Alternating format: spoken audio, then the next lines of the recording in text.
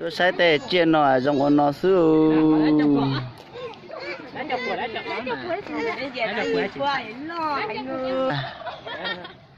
chúc Tết năm mới 2018 nhá.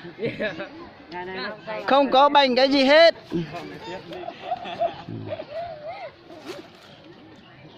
Ôi giời ơi, con này là gọi con gì đây? Con này con gà to. Hừ hừ hừ hừ. Lâu lên nó có thể tôi bỏ cho này chia hơn nó luôn.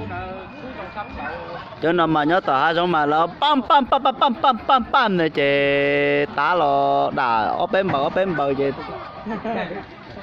Tôi kia ô đã thì số cậu. Tôi chia nó hậu đây đi nó này sai nó luôn. Tụi nó mà siết chăn này ngu tụi nó bỏ là hồ tụi này đã chịu khá thích cờ theo nó theo bỏ có tiền trái tìm mua có bớt tam mua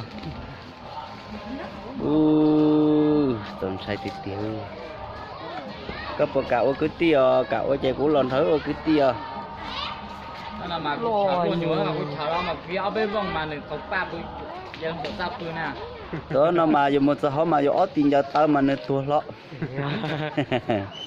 đó là mày nè tụi nó là chuyện giấu thay tụi nó lên nó sợ một thay tụi tao con này không biết tên đâu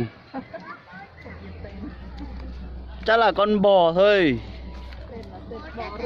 bò rừng thôi. Con nhỏ nhỏ ở trên nơi kìa. Đã phải cúi đồng cờ. Để nó lên nó chỉ đứa nè khắc hoa nó sữa. Tao nên nè chúa chắc khứ tao sữa chắc chúa là tao khứ xa sữa yo.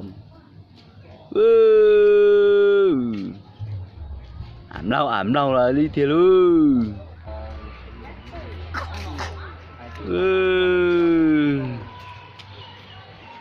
Tên nó mà này mà nhớ khó xem cho họ nó luôn lần khiến cái gì là tao mới này hiểu sự luôn này mà nhớ khó xem cởi luôn có bộ khó xả